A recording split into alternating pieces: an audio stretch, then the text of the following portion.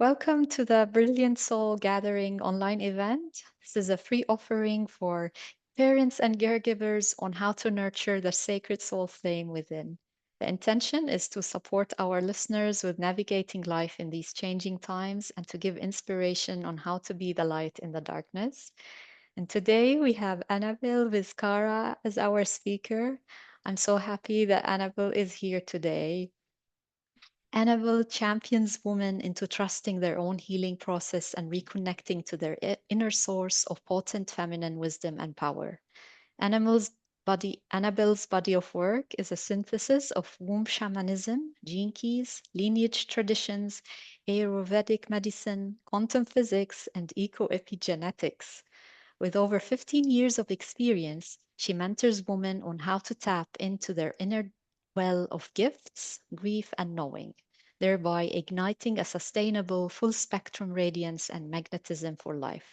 Through sincere self awareness, ancestral wisdom, and emotional mastery, women become living and thriving vessels of alchemical power to reshape their realities. Annabelle believes that when we have context for when we come from, we can locate why we are here and embrace where we are going. Wow. Thank you so much, Annabelle, for being here. Thank you. Thank you, Nadine. Thank you for that introduction. Even just those words, I'm like, okay, yes, yes. That's accurate. Yes. It's They're beautiful. really powerful. Yeah. Yes. So tell us more about who you are and what you do. Yeah. I'm very excited to hear what you do exactly after reading your bio. Yeah. Oh, well, thank you. Well, I'm Anabel Vizcarra, and so much of as someone who has been really challenged from when I was a child with how to deal with life, how to be in life, how to be authentic, how to be in my power. My journey has really become now what I teach or what I offer. And so I work with women like you, women all over the world who are desiring for something deeper and don't know how to really bring that about. So we go on these incredible journeys of self-discovery in our inner landscapes so that we can really locate ourselves, learn our myth, because we're all living our own myth. So when we learn that language, when we go to those places, then we can come out to this world and really take the place where we belong. And that is one of my challenges that I had, was to find, where do I belong? Where is my place? And even, what do I say yes to? What are other people wanting from me, and what's true for me? So there's a lot of that work that is done, and of course I use the avenue of these different beautiful teachings that I had to go and explore and now create a synthesis out of through my own channel and expression. So it's a Mm. little bit of that. Yeah, it sounds amazing work, especially for us women. And I'm also thinking about us mothers, because we have so many projections on what the meaning of mother is. And Mhm. knowing what is our place I think, is very important. Yeah. Yeah. Absolutely. And learning what is the truth of motherhood? Because I think that so many of us operate under these programs that tell us this is what a good mother is, this is what a good mother should do, right? And they leave out a lot of aspects of woman that are also involved in the role of motherhood. Mhm. And then the depletion and all of these things come because one of the distinctions I learned in my journey as a mother, and this is as a woman, but especially in the role of mother or with family, is that there is a distinction between being in service and living in servitude. Mhm. And when we really learn that, and that can only come from inside of us, what defines service and what defines me being in servitude. And so that's where I feel sometimes that confusion comes in. And we end up in what other people's expectations of us is. Mm, mm. Yeah, so what's the difference then? Like if you can put it into practical explanation, the difference Yes. between Okay. service and servitude. So I love that. Let's ground this. So, I'm gonna speak from my experience, and of course, we're all gonna have a different way to find ourselves into that experience. For myself, I was someone who got handed over a lot of responsibility at a really young age. I was 16 years old when my mother turned to me and said, "I can't do this anymore. You've got to take over this and sort of raise your siblings in essence." And so that's kind of where I was put at the forefront of this big responsibility at 16 years old. And what I thought then was that, okay, so this is my job. I've got to get it together, get it perfect, control every aspect of this, all of these things that at 16 you kind of figure like what's responsibility, right? And what that led me to was burnout, was creating a business, which was great, but it was built on a foundation of control, on a foundation of pushing through, of hustling, of sort of those. But there was a sense of power inside of that I enjoyed because I felt like people respected that, people liked that, and my family liked that. And so when all of that, by because we all come to the point, at least when we are in this journey, a lot of us will come to that point of grace, of everything sort of falling apart around us, all the falsity of what we've built on begins to crumble in order for us to reveal our authenticity. When that happened for me, I realized that I was really a slave to a lot of these constructs that were placed on me. So whether that was in business, how to do business, how to be in my home, all of these things. And then I realized that I thought I was in service. I thought that I was giving. I thought that the more I gave, the better person I was. And the more that I sacrificed, the more that, I was a good person and I was doing it right. And that was celebrated. So of course I kept, that story going. But then when I went on my own healing journey of realizing that everything that I had built up into that moment was taken away within a few months. That was years of work, years of sacrifice, years of, feeling depleted, and then it was all gone. So then for me, that's what really began the journey of, well, what is success? What is power? What is true responsibility? And when I began that journey, I realized that in order for me to truly be in service, and this is what I know now, is that I also have to serve myself. I have to serve my vessel. If I am not healthy, if I am not first, not from a selfish place, and I think this is why a lot of us who love to be in service run away from that because it feels selfish to take care of oneself. It's like there's all these things to do. How could I take 5 minutes for myself? And yet we don't realize that it's not even the act of putting ourselves first. It's the frequency that we invite into our lives when we do that. And I really want to ground that because I think that that is one of the really important things is that when we stop judging it as selfish, we realize that when we take care of ourselves, we take care of our vessels, and what inhabits our vessel is of a higher frequency. Because when we are showing up and we're depleted and tired and resentful and all of these things, that is what we're pouring out as well. That is what the other person, our children are, that's what they're receiving. When we're cooking food and we're resentful and we're like, oh, I'm so tired, nobody supports me, nobody helps me. And I get it because I've been there. So But then, I have this funny thing now where, like, in my home, say, I don't cook if I'm upset. And everybody knows that, because I tell them, I don't want to make you sick. And so they can accept that, Mm, right? Because they don't want to be sick.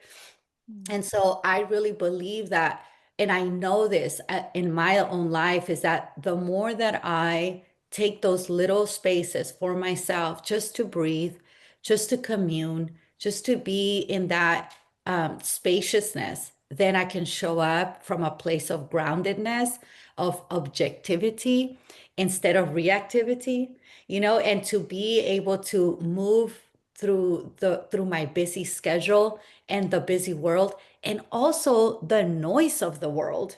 Because right now, it is so imperative that we really care for what we're allowing in and where we are showing up, because everything's tugging at our attention. Oh, you should be doing this, you should be doing that. And, so it goes even beyond our own already hectic family lives, right? So it is, and I really do see that more and more. This is something that is going to become a must, which already is, but I think it's even a louder call for this, because I truly do not know how we will function if we do not take care of that self, and then really realize I don't need to be in servitude. I can be in true service, but service includes me. Servitude abandons me. And so that's how we can look at it. Yeah, I love that. Service includes me, servitude abandons me. Yeah.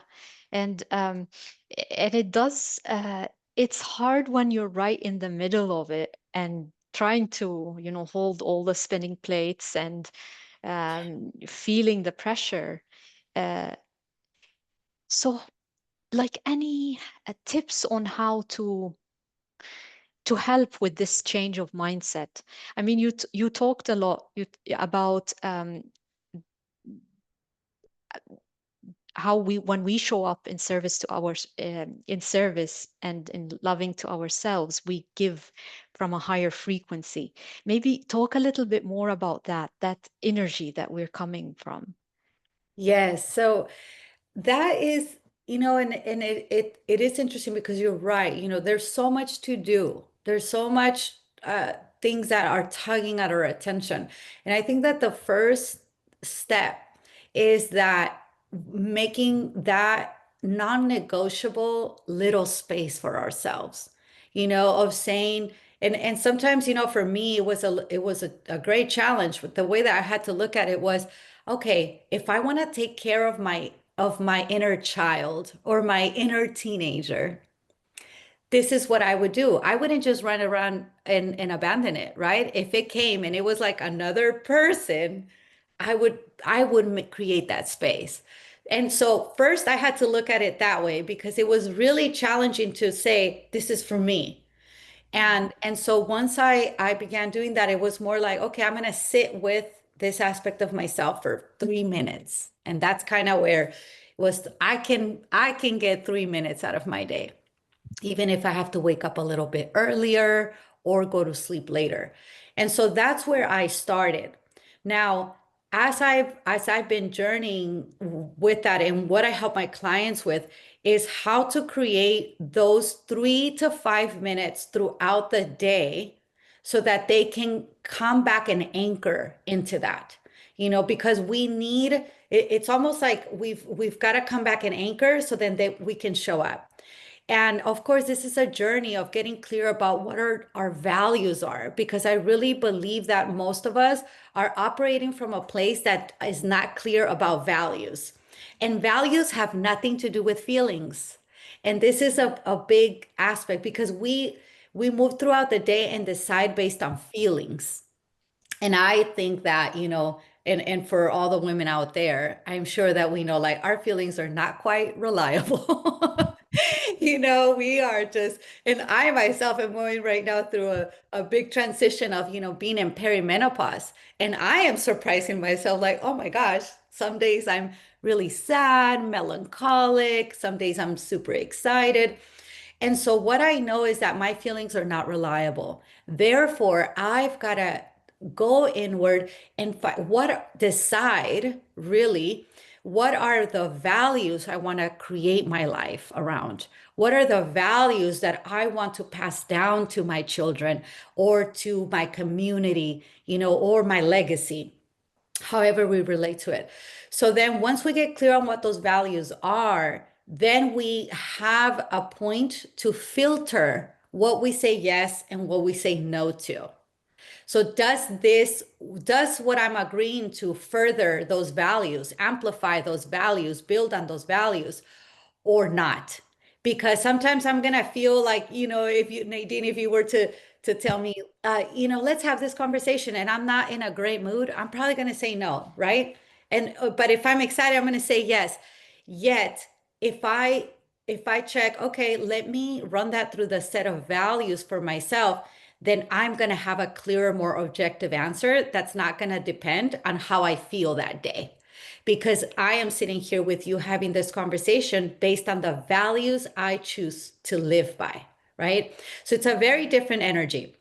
Now, when we begin to do that, and we can tune into that daily, that allows us to begin to practice what that feels like, because any sort of mastery requires practice and contemplation, right? So when we begin to say, these are the values I want to live by, if I sit for 3 minutes, my mind, my higher self is going to bring to me the ways in which I'm not doing that, right? So I'm going to start to get more information, more data about myself and the way I choose things. And so that's why those 3 minutes are important, because it's not just about getting having time to breathe, which we all need of like, let me take some deep belly breaths so I can move through my day. But we begin to invite a different energy and frequency into our environment, our vessel, so that it can alchemize and it can refine the ways that we're showing up. And so I set up an alarm that goes off, like, and this is what I invite my clients to do is every 3 hours, set up an alarm with a little reminder, and it's a soft alarm. It's not like this blaring thing, right? But it kind of brings my consciousness and it anchors it. Because even if I ignore the 3 minutes, it is still inviting me into it, right? And so, and once I take those 3 minutes, and again, you can start anywhere. It could just be in the morning at first, and then challenging yourself to create more space. But anytime, then I just sit, I take a minute, I place, one hand over my heart, one over my belly, and I have a mantra, or I have a reminder of what really connects me to those values, and I just breathe into that energy. So I invite the energy of whatever my values are. Like for me, one of them is integrity. So I breathe in that integrity. And integrity, words mean different things for all of us, but what it means for me is to consciously make choices that amplify that value, right? So, and so again, it's like bringing me back in. And one of the things is, of course, what do I say yes? What do I say no to? So, and I'm navigating this like all of you out there, and all of us, because it's a constant challenge and practice, especially when you are someone who is the pillar of your community, or who is the pillar, of your home, because everybody needs you or thinks they need you, right? And everybody thinks you have the answers and you know how to fix it. And so that's where it is so imperative that in our leadership, we understand that in order for us to lead effectively, efficiently, and in harmony, we have to include our own selves. We've got to include that, because when we are unhealthy, we are not able to really be efficient externally. And the body The body is very resilient and it will keep going and going and going. But it gets to a point where it begins to express all that abandonment that it's experienced, whether through illness or through, things. And for a lot of us women, it tends to be in our breasts or in our womb space where we begin to feel that, or our thyroid, right? Because we are these organs, these spaces speak to self-abandonment. They speak to the stories that we carry that do not include ourselves, that do not empower ourselves. And so, therefore, they begin to express so that we can, hey, you're not going to take those 3 minutes, like Annabelle invited you to every day. So, here goes this. Now you're going to have to create space and get curious about what is happening inside of your body. And so for me, that's one of the main things is creating those, 3 minutes, 5 minutes that are non-negotiable for my own sanity, my own well-being. And I have now, and again, I think that's a great place to start. Now, what I do is I have just a beautiful slow morning and a beautiful, practice. Yet this is a luxury for me because now my son is almost 20 years old. So I can do that. And I only have one, right? And yet it's still challenging.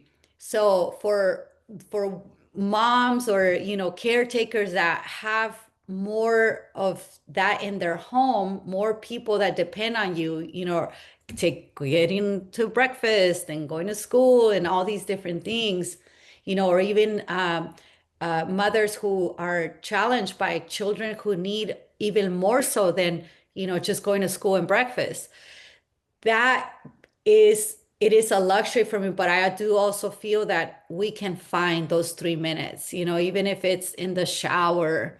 That was one of my favorite, Nadine, was going in the shower and just putting like a 5 minute thing, like I am unavailable, and then just really feeling the water and becoming present, because that's all I could do at one point, was just to really feel like when the water landed on me and then massaging my scalp and like really becoming present to that. And that was my meditation there, my space there.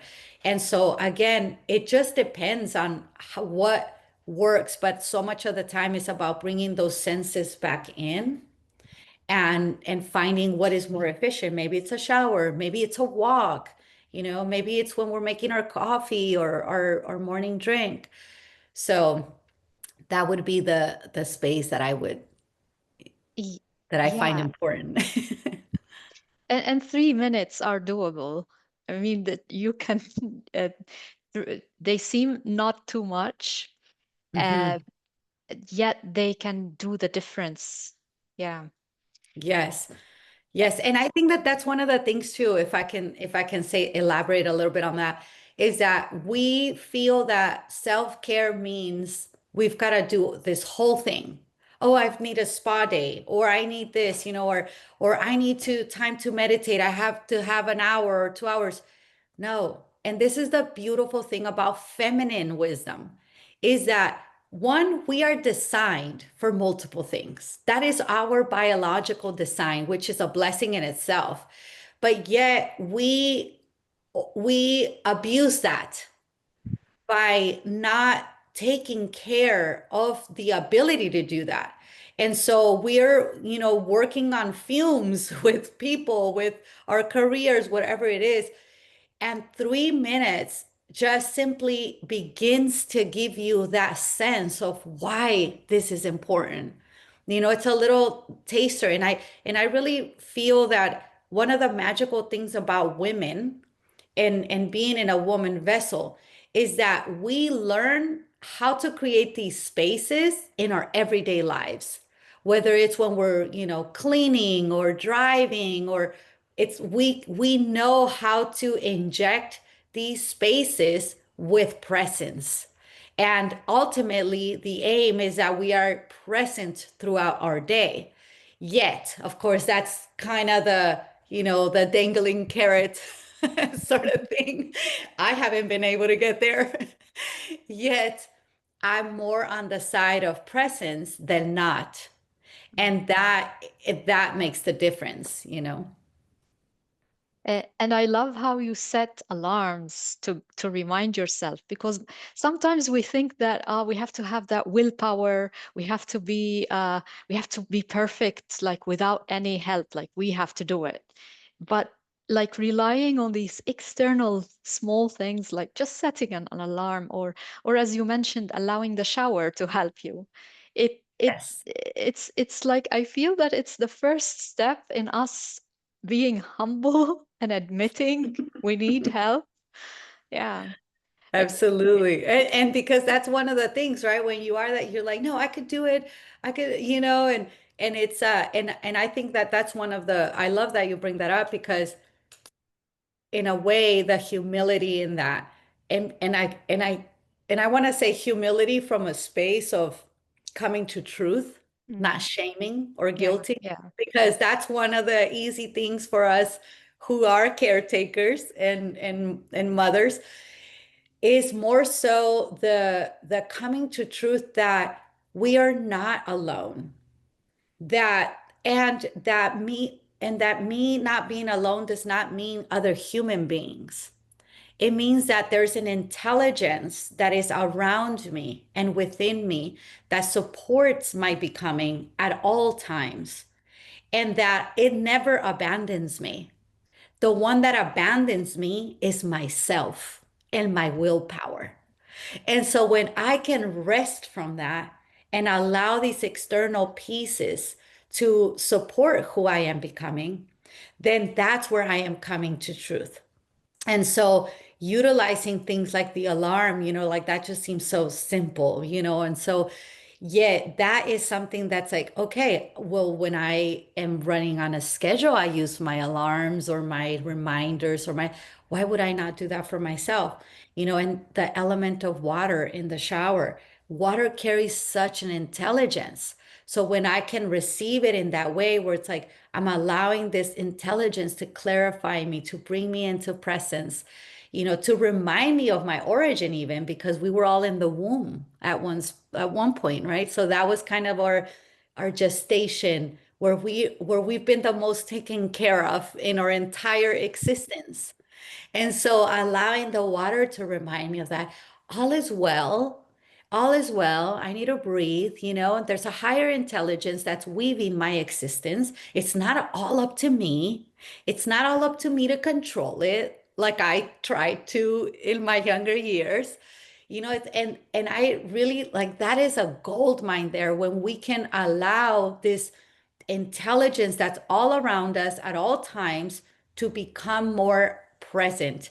And again, it's not even about inviting it in because it's already there. It's Yeah. about us creating the spaces to become more aware of it so that this communion that is constantly and consistently there can actually come into awareness, because that is the aspect, of finding magic in your everyday, is being able to become available for it, because that is the truth. And I often think it's not about adding more things. It's actually about taking away more things. So what are the things I can subtract? And and sometimes in this journey of becoming better, of like, wanting more, it's like this more and more, and we're tuning into that because the program of the world is about more. It's about bigger, brighter, better. It's always like this up, up, up energy. And I feel as the feminine, we've got to reinstate and restore the power of the going down, the descending process. And so, in those moments when it's those 3 minutes, what I am doing is I'm bringing myself into that descent into my belly. I'm breathing. I'm reminding myself and amplifying the values. And then I can come and I can show up. And so it becomes almost like this pulse, like the pulse of life. Mm. So if I'm always going out, out, out, out, out, what's going to happen? I am going to get anxiety. I am going to, just make all these irrational decisions or reactivity, have no space.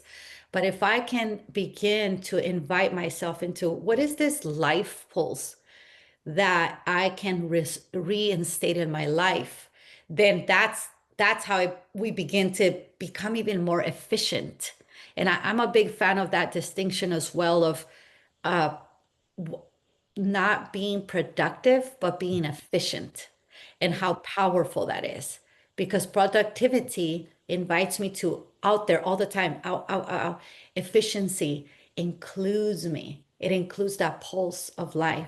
Sometimes I'm available, sometimes I'm not, and again, it's in service to the purpose that I am here to become and invite others into, versus I am in servitude to the responsibilities and the noise that tug at me consistently. Yeah, yeah. And it also reminds me of like living in cycles, living in tune with the natural cycles. And when you describe going in and then out, it's a pulse. Yes. And it feels so natural, but somehow, with our crazy modern lifestyle, we are so far away from it.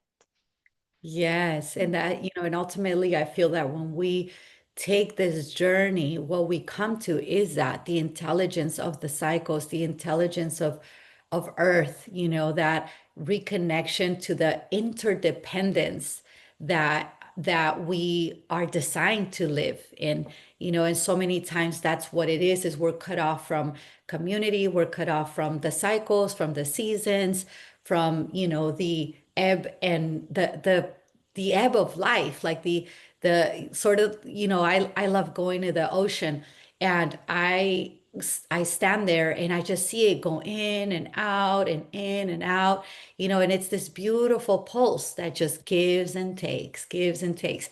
And so that's where I'm reminded, if you go on a walk and you see the trees they have a pulse to themselves as well. Everything that is alive has a pulse. My heartbeat. If I take those 3 minutes and just simply connect to my heartbeat, that's where life is. And so in my doing, it isn't just about doing, it's doing and being, and hopefully I'm doing from my being, but most of us don't know what that is yet, or what that feels like. And so there are those spaces of regeneration, of rest, and that's a word as well, regenerative living. Because when we live in this way of finding those places, bringing ourselves back to that, we begin to really take advantage of the regeneration that's available to us for our cells, for our beings, our energy, our frequency. And not only in that, like, okay, let me rest so that I can, not just completely burn out, and so there is this beautiful rhythm that one comes to and finds. Yet at the beginning, it is challenging. And now even more so, because we're all, connected at all times. Like, you can wake up at any time and the internet's on, someone somewhere is doing something.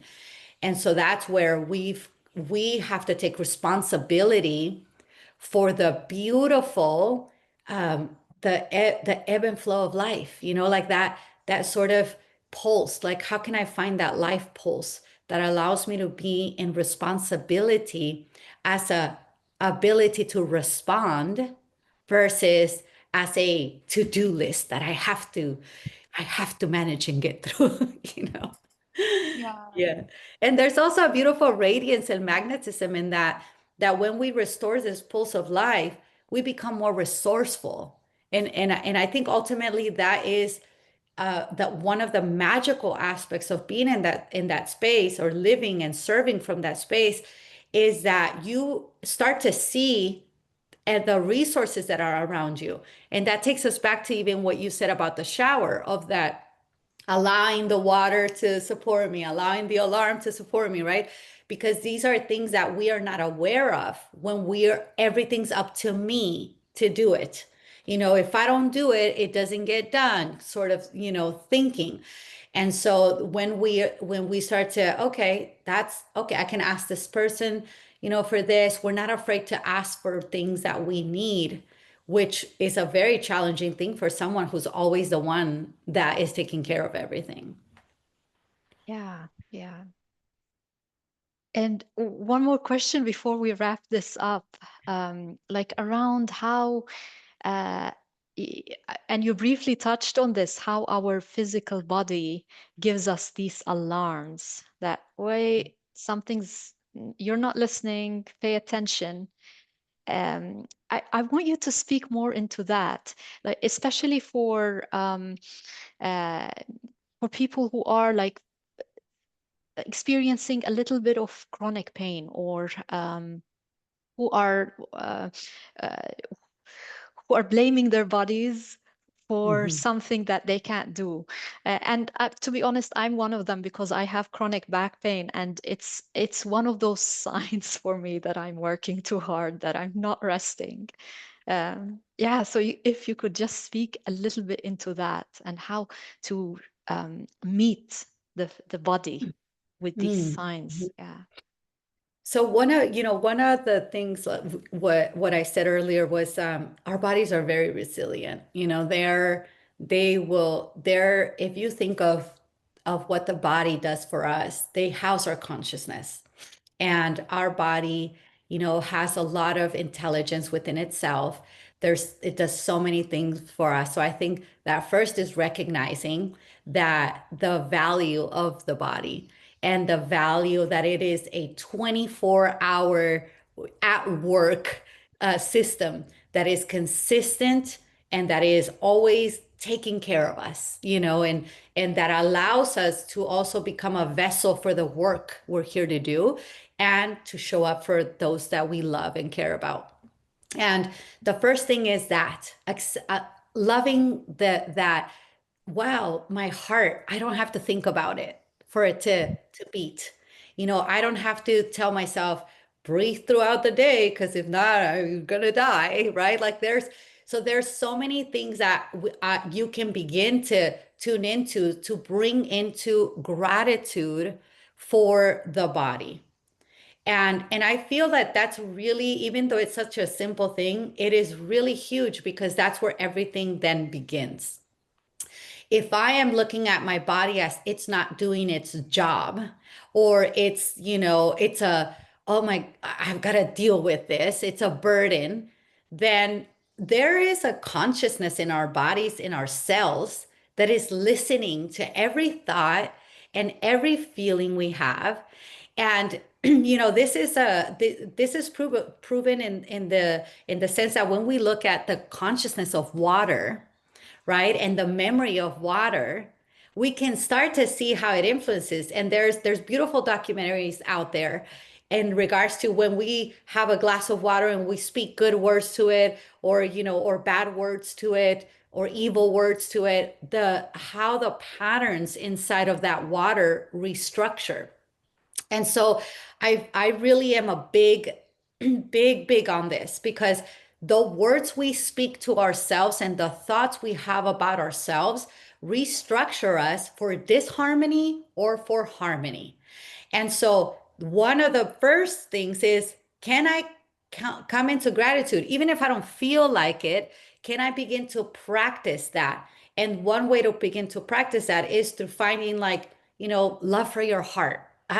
Okay, my heart is always beating. It doesn't forget me. All these different. So just choose one and beginning to work with that. Maybe it is in those 3 minutes. Say, thank you, heart. Thank you for allowing me to show up for my children today. Thank you for that. Or my womb. Thank you, womb, for housing my babies, for bringing them into full term or to gestating them. Just finding something, my hands that allow me to, my arms allow me to hug my loved ones and hold them close. So, or by skin, it allows me to feel caresses, it allows me to feel the breeze and the sunlight. Find one thing that for you feels amazing, and come into gratitude with that. And so I would say that that's the first place. then we can move on to what is the body expressing to me. And now this is a big conversation because this is a whole other conversation on its own, because our body carries so much. It carries memory, not just from our own lives. It carries memories from the womb space, from our mother, right? Now we can get into lineage. And yet instead of, going down there and digging all for like, where does this come from there? We can get curious. And I think that that's a big word as well, curiosity. We can begin to get curious about what is the body asking of me or telling me. And the only way to get to that is to begin to be present with the body, and to, for example, you shared with us your back pain. So, maybe sometimes when that pain is activated, sitting and breathing into that pain and sensing into what does it need to feel supported. And maybe that becomes a self-care practice, that because that's something that your body's saying like, hey, listen to me, because you don't listen to me, and so, and again, we're so conditioned to wait for crisis to implement change, because once we get to crisis we have no choice. Yet I really believe that as aware and conscious beings, we can we don't have to wait for crisis.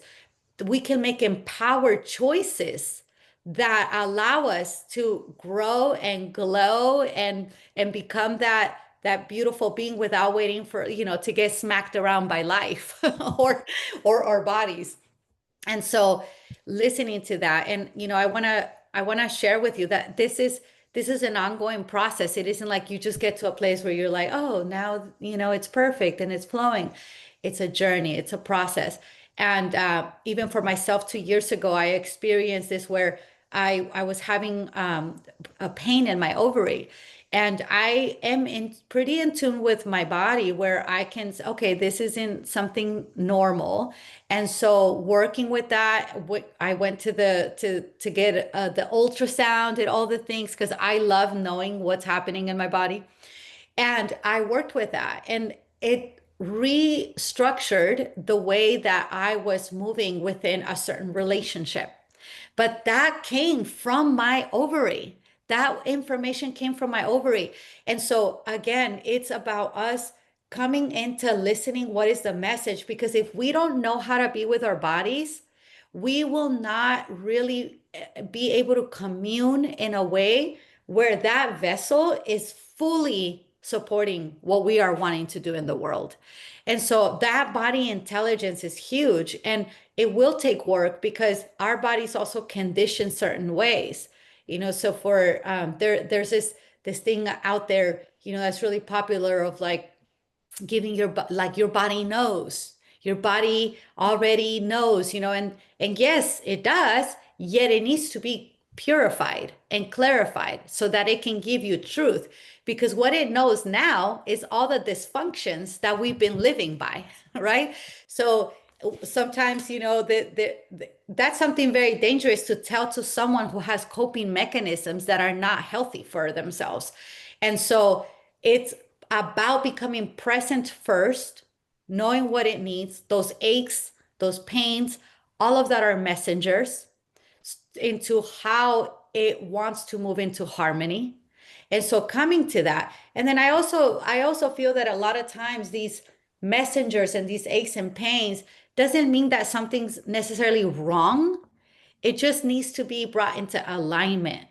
And sometimes it is very challenging for our bodies to exist in a culture that doesn't honor the rhythms and the harmony of the body. And more, I'm seeing women, this is why women have the highest rate of autoimmune disorders, and because we are in environments that don't support our harmony. And so our job then becomes to, how can I support myself? And again, we come back to this service. How can I take care of myself or give myself what I need so that I can show up for others? Because so often we kind of show up in the other way around. It's like I show up for others hoping that they're going to show up for me. And the truth is that isn't going to happen. Because when you're a giver, you're like constantly giver. Takers don't come back and say, "What do you need?" Takers take, right? And so that's the aspect of coming into service with ourselves, into the body, and seeing, there's energetic signatures and everything. So that's why I mentioned, like, as women, we tend to have things in our breasts, in our womb space, our back, like you said, because that's around support. That's around, resources, all of these different. So it's like, okay, let me find the clues and begin to form, how can I support that so that I can be in alignment with what's needed. And taking the little steps. I mean, people don't value the little steps as much as the big steps, but the little steps actually are more consistent, reliable, and they build versus, wanting that quantum leap right away. It's like we've got to set up the environment to receive the vision, receive the purpose, receive the all of those things that we want to do, the quantum leap. But if our structure is in an environment that can receive it, we're going to consistently get it, and and experience all these self-sabotage or these things, because even frequency requires a certain kind of housing, right? So that it just goes into all these different threads and directions. But I would say, most importantly, being grateful for what the body does. And that's something I practice daily. I love my body in the sense of, and again, sometimes we're afraid of it because we are like, oh, I don't want to be, self-absorbed and narcissistic and all these things. Yet that's the environment we live in, and so there is an aspect of that where, unless we come back to that and explore that, we don't truly know what the authentic self-love is, or self-care. So it's big, being grateful for what our bodies do for us on a daily basis. Yeah, it is. It is. And I love how you always bring it back to the baby steps. Yeah, baby steps. Yeah, and that's because I have learned, I've been there where I'm like, I'm gonna take that course, or I need to go to this place, and I need to do all these things. And that was a gift of being a mother for me, was that it brought me down to, how can I find the little things and places and spaces that make a difference over time, even if it's over time, than waiting until that one day, or waiting until that one practice is going to change my life. And I think that oftentimes that's where we sabotage. We think it has to be this big thing, where actually magical women, our nature is in the little things. Go out and see how the ants work. Go out and see how nature comes from a seed, a tiny little thing, a big old oak tree is born. And so it's the little things. I have this thing where I love saying it, if the roots are healthy, the tree will grow. You can't, look at the branches of a sick tree and just fix it in that way. You've got to go to the roots. You've got to, what's the soil like? What is it missing? What does it need? And again, it's in the little things. So that's why I am a big proponent of, what are the little changes we can bring in, because that's what's sustainable versus, these big things we think we need. Yeah, yeah. This has been wonderful. Yeah, share about where people can find you, and just a quick note. Yeah. Yes, thank you. So my website, it's annabelvizcarra.com, but I am most active on my Instagram, which is annabel.vizcarra. And I'm sure that you'll link it on there. But Yeah. that's where I'm most. Instagram is kind of where I play a little bit more, and Facebook, of course. But yes, connect with me. And if you heard this interview and something about it really stood out for you, or something valuable that really landed for you, please share it. I love to hear back and receive that feedback of what is valuable. for you. So, and thank you, Nadine, for inviting me into this conversation. Ah, I know we could keep chatting and going on forever, and we yeah, will. yeah. Now, thank you so much. Thank you so much. This has been very valuable. I know I will be listening to it more Thank you. than one time and taking notes. And Thank you. just to end here, just a very quick message to to leave our listeners with. Oh, thank you. If I can say anything and invite you into is that if you knew that there is an intelligence that is in your favor at all times, if you knew that every single moment, every single breath, how would you take care of yourself and show up? You know, how would you show up for the ones that you love if you knew that you could take those moments for yourself because there's an intelligence that's waiting for you to infuse you with more life, infuse you with more health, infuse you with vitality so that you can show up and be the expression of the divine? Because that intelligence is the divine, is the creator. And when we can become the expression of that, then that's where our regeneration is found. So I just really want to leave you with this invitation that has completely changed, transformed my life, is that find the creator, find that intelligence in those little moments, in those little spaces. Maybe it's when you're waiting for your child. Maybe it's when you're waiting at the grocery store that you can find those little moments. Just close your eyes, take a deep breath, and say, God, creator, infinite intelligence, I feel you. I see you. I love you. And that allow that little mustard seed to begin to grow roots in your life, and it will completely transform how you show up. So thank you. Thank you so Mhm. much. A beautiful message. Thank you.